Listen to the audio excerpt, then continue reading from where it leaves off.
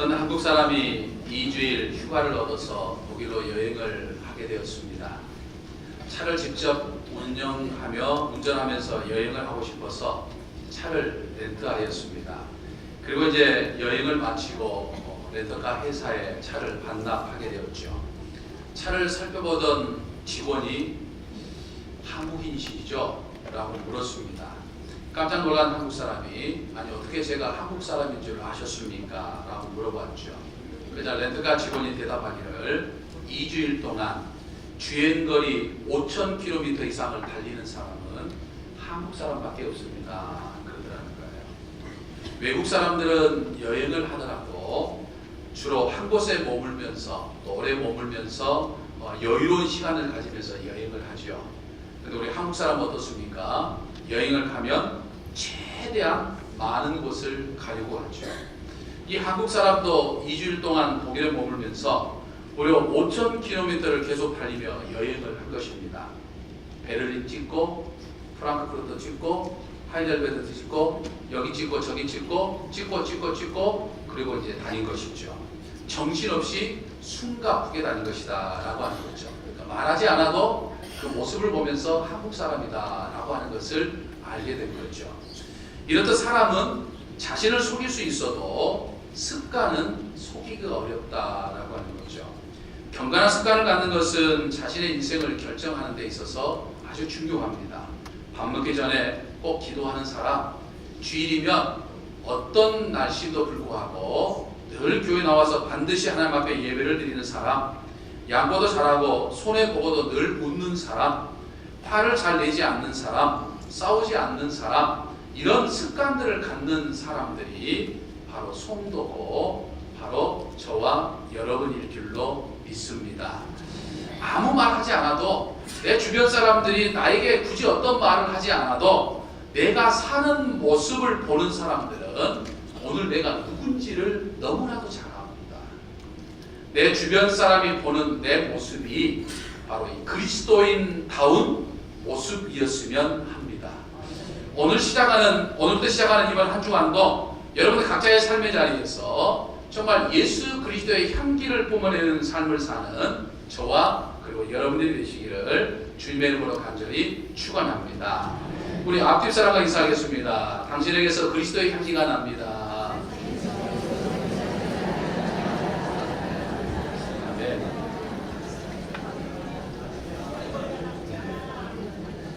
지난 주일 점심 식사 후에 이제 오후 예배를 드리기 전 1시간 동안 저는 뜻깊은 두 모임에 참석을 하였습니다.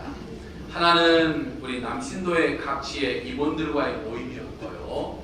다른 하나는 이 장학부 모임이었습니다.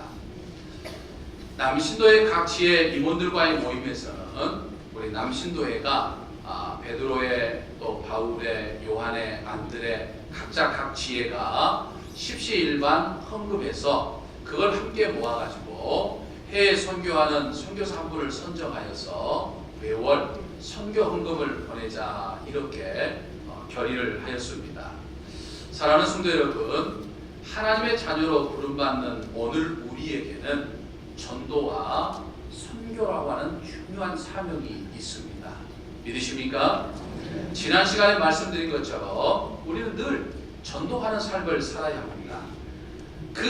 내가 전도하는 그 사람이 내 전도를 받아들여서 내가 전도의 열매를 맺든지 또는 아니면 받아들이지 않아서 전도 열매를 맺지 못하든지 이 전도의 열매에 우리가 연연하거나 상관하기보다는 그저 입을 열어서 항상 우리는 전도해야 합니다.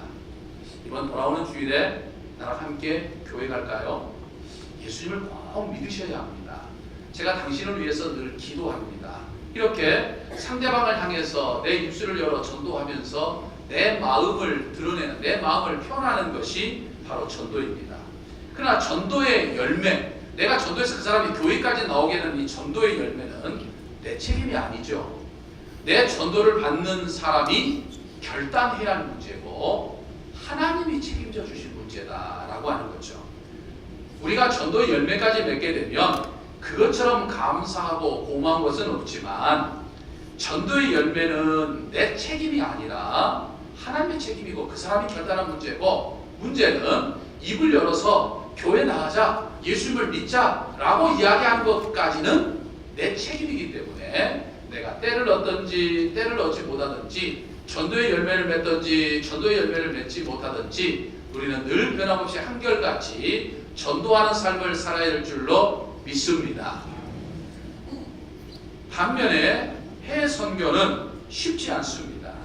가끔 시간을 내어서 우리가 해외 선교지에 가서 잠시 선교할 수는 있지만은 선교사들처럼 우리가 해외 선교에 올인할 수 없기 때문이죠. 왜 그렇습니까? 내가 책임져야 할 가정도 있고 내 직장도 있고 내가 해야 할 삶의 자리가 있기 때문이죠. 그러나 우리가 선교사처럼 해외 나가서 선교하지는 못하지만 해외 선교사처럼 선교할 수 있는 방법이 있습니다. 그것이 무엇입니까?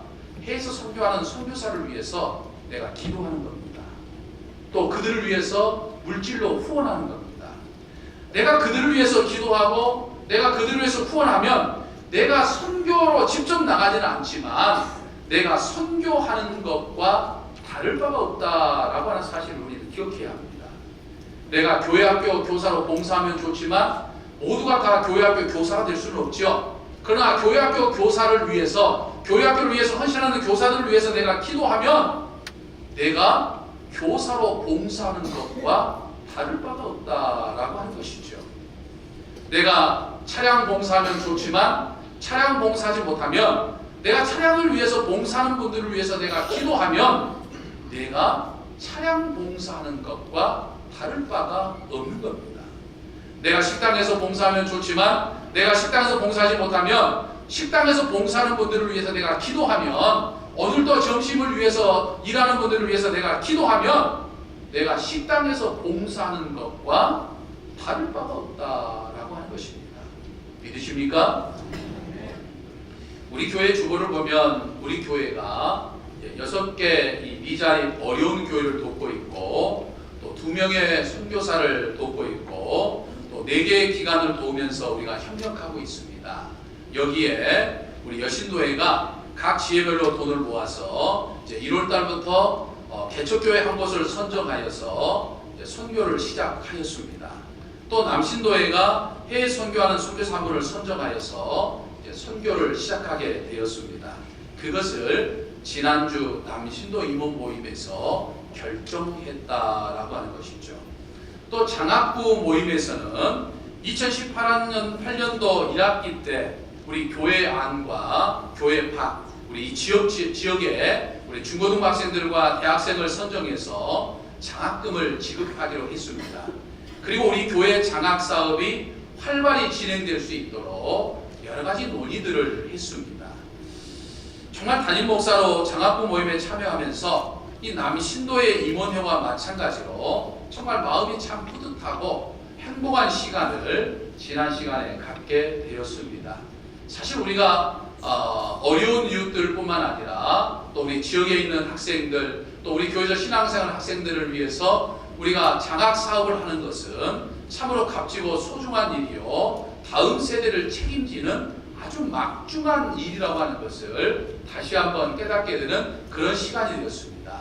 그래서 여러분들도 이 일에 위해서 헌신하기에 부족함이 없는 저와 여러분 모두가 되시기를 주님의 이름으로 간절히 축원합니다. 우리 한국교회 역사를 보면 한국교회는 1960년 이후에 꾸준히 성장을 해 왔었습니다. 교회 성장학자들이 말하는 이 한국교회 성장하는 이유가 몇 가지가 있지만은 그 중에 하나가 바로 이 교회학교 성장이었다, 이렇게 전망을 합니다. 그런데 1960년대부터 꾸준하게 성장해왔던 이 한국교회가 30여 년이 지난 1992년을 기점으로 해서 점차적으로 침체하기 시작을 했습니다. 교회학교 역시 뚜렷한 감소 추세를 보이고 있어요. 그 중에 중고등부 교회학교가 급감했습니다. 통계에 의하면 1997년부터 지금까지 그 이전의 중고등부 학생들보다도 50% 이상이, 절반 이상이 감소했다. 심지어는 어느 교회는 더 많은 학생들이 감소를 했고, 심지어는 중고등부 학생이가 없는 교회도 생겨나기 시작한 거죠. 교회 학교가 이렇게 감소하게 된 이유로 이제 뭐 저출산이라든지 또는 과열 입시의 영향이라고 그렇게 이야기하시는 분들도 있습니다. 나름대로 타당한 이유들이죠. 근데 저는 이렇게 한국 교회가 침체하게 된, 교회 학교가 침체하게 된 가장 근본적인 이유가 따로 있다. 저는 그렇게 이야기하고 싶습니다.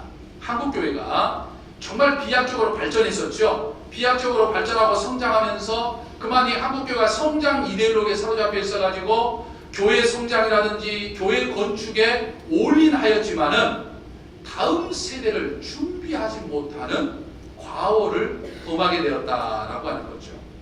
물론 그동안 교회마다 뭐 다음 세대를 준비하는 교회라고 하는 어떤 표라든지 외침들이 있었지만 정작 다음 세대를 위해서 우리가 무엇을 해야 할 것인가, 어떻게 해야 할 것인가 라고 하는 이 구체적인 행동이 없었다라고 하는 거죠.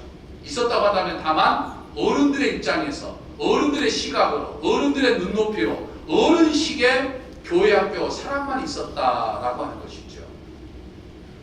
어느 목사님이 어느 교회에 부흥 집회를 가게 되었습니다. 그러니까 무척 더운 여름이었는데 예배당에 들어갔더니 예배당에 정말 에어컨이 아주 빵빵하게 좋은 것이 있어가지고 그렇게 시원하게 정말 은혜롭게 집회를 했다는 거예요. 그리고 집회가 끝난 다음에 교육관을 들어가 봤는데 교육관에 선풍기만 돌고 있더라는 거예요. 어른들은 정말 편하고 좋고 안락하게 예배를 드리는데 아이들은 땀을 뻘뻘 흘리면서 예배를 드린다는 거예요.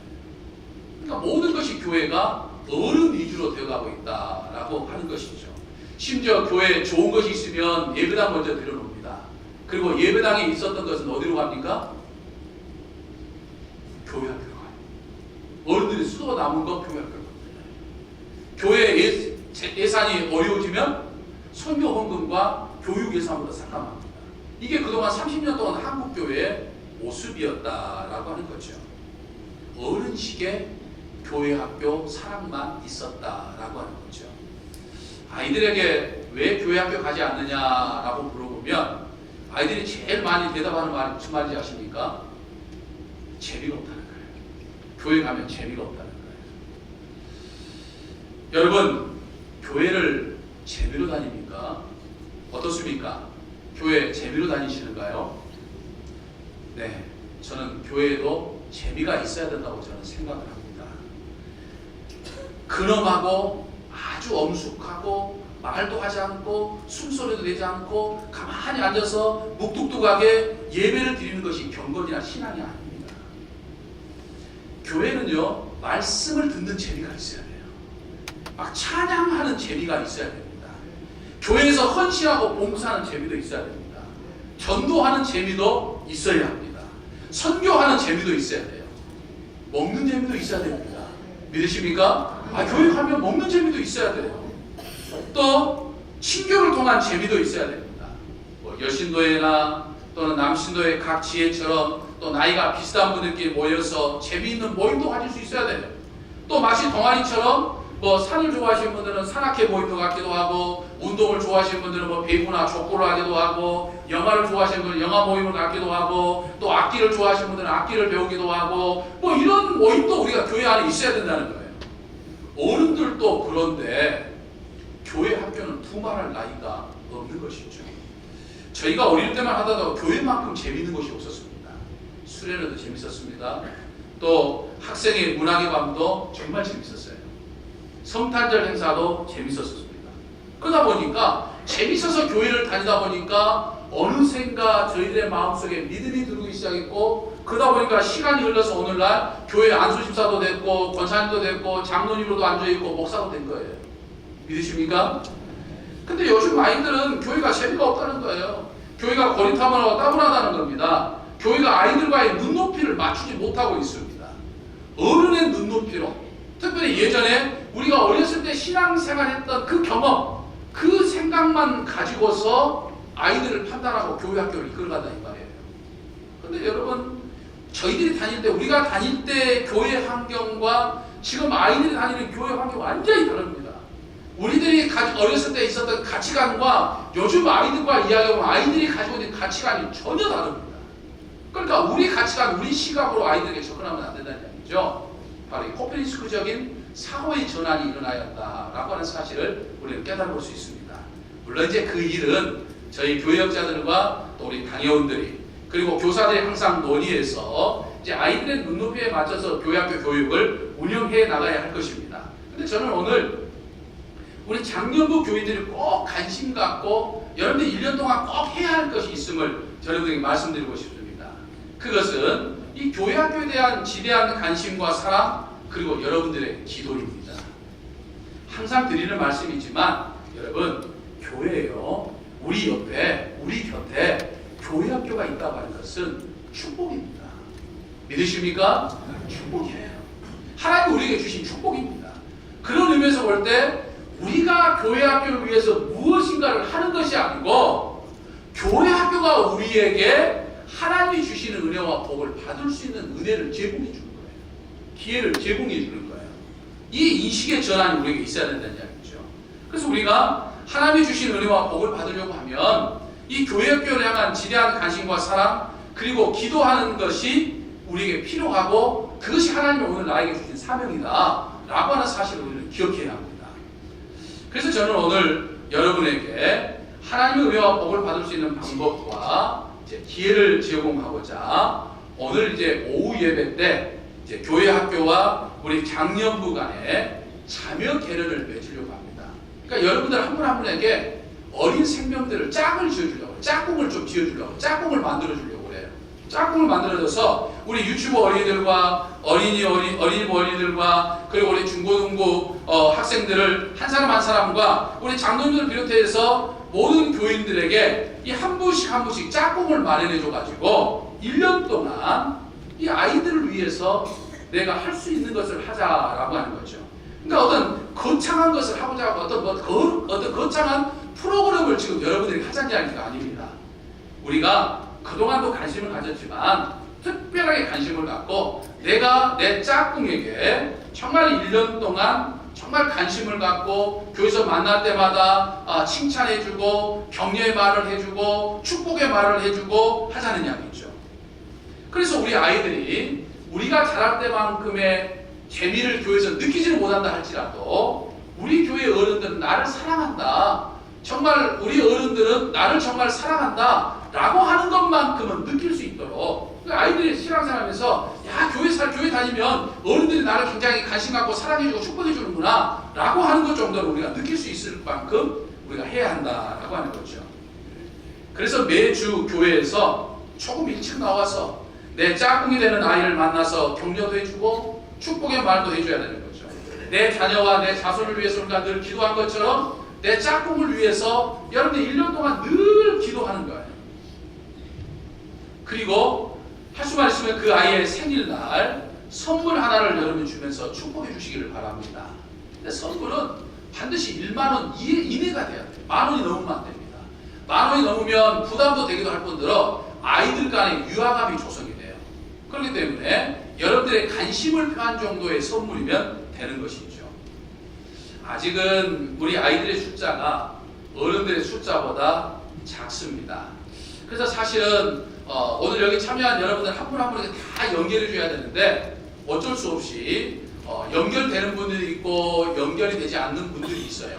그래서 실제로 저를 비롯해서 우리 이경민 목사도 우리 교회 온 지 얼마 되지 않았기 때문에 사실 교회들 파악이 제대로 다 안 돼요. 그래서 사무관사의 도움을 통해서 저희들이 작업을 했지만은 실제로 지난 연말부터 저희들이 굉장히 많은 일들을 지금 해왔습니다. 그렇기 때문에 바쁘고 분주한 가운데서도 여러분들에게 전부 다 집에 가정 목회서신을 제가 보내드려서 여러분들과 짝을 맺은 아이의 인적 사항을 여러분들에게 안내를 해드렸어요. 그랬더니 열심히 있는 분들은 벌써 그 아이의 사진까지 찍어가지고 핸드폰에다가 그 사진을 담아가지고 기도하고 있더라고요. 얼마나 참 감사하고 감사한지 모르겠습니다. 근데 여러분 아이들의 숫자가 적다 보니까 어른들을 전부 다 연결하지 못했습니다. 그래서 장로를 비롯해서 이제 우리 집사님들까지 가나다 순으로 지금 오늘 여러분들이 다 나눠준 이 쪽지에 보면 이제 가나다 순으로 해가지고 지금 전부 다 아이들을 지금 짝을 주어줬는데 그러다 보니까 빠진 분이 있어요. 나는 짝꿍이 없네 라고 하는 분도 있습니다. 그럴 때 왜 내가 빠졌지? 하고 싶은데 왜 나는 빠졌지? 라고 생각하고 서운하다고 생각하지 마시고, 아이들이 아직 못 가보니까 그렇습니다. 서운하다고 생각하지 마시고 여러분들이 말씀해 주시면 이제 교회학교 아이들이 새로 나오면 바로 연결해 드릴 겁니다. 그리고 지금 교회학교 이름은 올라가 있지만 아이들이 안 나온 아이들이 있어요. 그 아이들이 나오게 되면 곧바로 여러분들에게 연결을 시켜드리도록 하겠습니다. 그렇기 때문에 혹시 이 명단에 빠지신 분들은 서운하다고 생각하기보다는 당분간은 교회학교 모든 아이들이 내 짝꿍이다 라고 생각하고, 아이들의 이름을 하나하나 알지는 못하지만 우리 유치부 또 어린이부 중고등부 학생들을 위해서 여러분들 늘 기도해 주시기를 바랍니다. 반대로 이 일에 동참하는 것을 부담스럽게 생각하는 분들도 없지 않아 있을 것입니다. 그러나 이 일은 하나님이 나에게 맡겨주신 일이에요. 하나님이 나에게 은혜와 복을 주시기 위함을 믿고 올 1년 동안 이 일을 위해서 헌신하는 저와 여러분이 되시기를 주님의 이름으로 간절히 축원합니다. 그래서 오늘 오후 예배는 교회학교 수요 예배도 드리기도 하지만 이 자녀결연 예식을 갖게 될 겁니다. 그래서 목회서신을 통해서 이미 내 짝이 되는 아이의 인적사항을 전해드렸지만 아직은 얼굴들을 잘 몰라요. 그리고 예배당에 모여서 이 연결해 드리면 혼란스럽습니다. 그래서 일단은 지금 여러분들이 앉아 계신 제일 왼쪽 편에 유튜브 아이들이 앞쪽에 앉을 거예요. 그러면 유튜브 아이들을 담당하는 어른들은 뒤쪽에 앉으시면 되겠고요. 가운데 줄은 어린이부 아이들이 앞쪽에 앉을 겁니다. 그러면 어린이부 아이들을 담당하는 분들은 교원들은 뒤쪽에 앉아주시면 되고요. 이제 이쪽 제일 오른쪽은 중고등 학생들이 앞쪽에 앉으고 중고등 학생들을 담당하는 어른들이 이제 뒤쪽에 앉으셔가지고 예배 드리는 가운데 예식을 하면서 아이들을 위해서 기도해주고 끝나면 영차들이 다 있으니까 연결해 드릴 겁니다. 그리고 혹시 참여하지 못한 분들, 어쩔 수 없이 오늘 오후에 참여하지 못한 분들은 이제 다음 주라도 교회 앞에 찾아가 선생님들과 함께 이렇게 연결할 수 있도록 여러분들이 관심 갖고 하셔서 정말 여러분들의 짝꿍을 찾아서 1년 동안 여러분들의 짝꿍을 위해서 헌신하는 저와 여러분이 되시기를 주님의 이름으로 간절히 축원합니다. 오늘날 전 세계 70억 인구, 약 237개국이 있지만 전 세계에서 가장 막강한 영향력을 행사하는 나라와 민족을 뽑으라고 하면 당연히 이스라엘 민족과 이스라엘 나라와 유대 민족이죠. 그럼 너무나도 잘 알죠. 현재 전 세계적으로 유대인들은 1,400만 정도 된다고 이야기를 합니다. 그래서 그 중에 미국에서 한 590만 정도 살고 있고요. 그 다음에 지금 이스라엘 나라에 한 530만 정도 살고 있고, 이제 나머지 한 400만 정도가 세계 각국에 흩어져 있는데, 실제로 보면 우리나라 서울 인구와 서울 근교 인구를 합한 것보다 더 작은 인구 숫자입니다. 근데 여러분, 이렇게 작은 나라, 작은 인구를 가지고 있는 이 유대인들이 세계 모든 것들을 한 손에 쥐고 좌락펴락하고 있어요. 미국 대통령을 비롯해서 UN, 수많은 것들을 전부 다 유대인들이 전부 다 장악하고 있다라고 하는 거죠. 그래서 세계 사람들이 도대체 이 유대인들의 저력이 어디서 비롯된 것인가 라고 하는 것에 대해서 관심을 갖고 연구한 결과 이 유대인들의 독특한 교육에 있었다라고 하는 결론에 이르게 되었습니다. 그래서 전 세계 유대인의 교육에 주목하고, 자녀 교육이라고 하면 전 세계 어느 나라에 뒤지지 않는 우리나라 부모들도 지금 이제 유대인들의 교육에 주목하고 있습니다. 여러분, 유대인 교육의 핵심은요, 세마 교육이라고 합니다. 오늘 우리가 알게 된 본문 말씀이 바로 세마 교육의 핵심입니다. 아주 짧은 구절이지만 이게 이스라엘 민족의 세마 교육의 정신입니다. 뜻입니다. 그래서 이 세마라고 하는 말은 히브리 말인데 우리나라 말로 번역하면 들으라 라고 하는 말이거든요. 그래서 오늘 우리가 알게 된 6장 4절의 말씀 보면 이스라엘아 들으라 라고 지금 이렇게 되어 있는데, 이게 히브리어 원문에 의하면 세마 이스라엘 이렇게 되어 있어요. 그러니까 지금 이스라엘 민족에게 말씀하고 있는 핵심 요인이 뭐냐면, 하나님을 섬기고 하나님의 말씀을 들어서 하나님을 섬기고 하나님의 사람으로 양육해라 라고 하는 거죠. 그래서 유대인들은 이 세마교육에 근거해서 늘 자녀들에게 하나님의 말씀만 가르쳤습니다. 우리처럼 조기 영어 교육, 무슨 음악, 이런 것들을 막 가르쳐가지고 아이들을 막 학원도 내본 것이 아니라 집에 앉아가지고 늘 아이들을 만날 때마다, 밥을 먹을 때마다, 이야기를 할 때마다 모든 것이 전부 다 하나님의 말씀으로 연결됩니다. 그러니까 아이들의 이성 문제를 이야기하다가 결국은 하나님의 말씀으로 들어가요. 그러니까 늘 하나님의 말씀만 가르쳤더니 세계적인 사람이 됐다는 거예요. 여러분, 이 세마 교육의 아까 말씀드린 핵심은 하나님을 섬기게 하는 겁니다. 근데 이 하나님을 섬기게 하는 방법이 뭐냐면, 세마 교육의 방법이 뭐냐면 이 하브르타라고 하는 방법입니다. 아마 여러분들 관심 있으신 분들은 유대인들의 교육, 이 하브르타에 대해서 아마 들어보신 분들이 있을 거예요. 이 하브르타가란 말이 무슨 말이냐면, 쉽게 말하면 영어로 말하면 프렌드십을 이야기합니다. 프렌드십이 뭡니까? 우정 또는 뭐 친구 사귀기 또는 뭐 친밀한 관계, 이런 거죠. 그러니까 내 자녀를 양육함에 있어서 부모의 입장에서 억압적으로 아이들을 가르치는 것이 아니고 친구처럼 아이의 시각에서 아주 친밀하게 이렇게 터치하면서 사랑의 터치를 하면서 그러면서 교육을 한다는 이야기죠. 우리처럼 막 학원으로 보내가지고 학원 선생님의 손에 키운 것이 아니고 부모의 손으로 터치해가지고 아주 막 친밀하게. 그래서 유대인들은 신앙교육이 엄격하면서도 자기 자녀들을 교육함에 있어서는 절대로 화를 내지 않습니다. 여러분, 마트에 가면 종종 아이들이 뭐 사달라고 막 뒤에 들어가지고 막 땡깡 노는 아이들 있잖아요. 그때 부모들 어떻게 할까요? 한국 부모들 막 야단을 치죠. 집에 가서 막 이러면서 막 그러잖아요. 유대인들 절대 그러지 않아요. 땡깡 노는 아이 옆에 앉아가지고 눈높이에 맞춰서 앉아가지고 계속 이야기만 한다는 거예요. 너 이러면 안 돼. 하나님이 이렇게 안 된다고 그랬어. 뭐 그러면서 뭐 하도 안 내요. 엄청이 목소리도 변하지 않는다는 거예요. 아이 눈높이 가지고 아이가 일어날 때까지. 그러니까 아이가 땡깡 노다가 지쳐가지고 일어난다는 거예요. 들어줘서 일어나는 것이 아니고, 그럴 정도로 옆에서 친밀하게 계속 아이 손을 만지고 터치하고 그리고 하면서 친밀하게 가는 교육이 쉽게 말하면 하브라타라는 거예요. 우리가 그걸 한번 해보자는 겁니다. 다른 것이 아닌 것이 아니고, 한 주에 와서 아이들을 보면서 한 주간 잘 지냈니? 인사도 나누고 아이를 위해서 축복도 해주고 눈높이에 맞춰서 아이들과 친밀한 관계 속에서 하나님의 사람으로 만들어보자 라고 하는 것이 바로 자매교련이고 바로 짝꿍을 맺는 것입니다. 1년 동안 이 일을 위해서 헌신하는 저와 여러분이 되어야 될 줄로 믿습니다. 또 그래서 우리 교회학교 성장에서 우리 전 교인이 전부 한 분씩 한 사람씩 짝 지어지는, 그래서 아이들이 하나님의 사람으로 양육되는데 하나님 일할이 되는 저와 그리고 여러분이 되시기를 주님의 이름으로 간절히 축원합니다.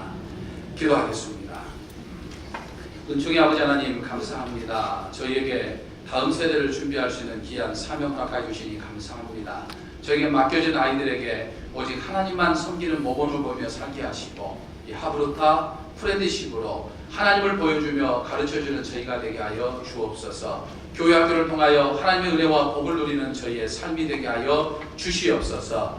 우리 주 예수 그리스도의 이름으로 기도하옵나이다. 아멘. 전능하사 천지를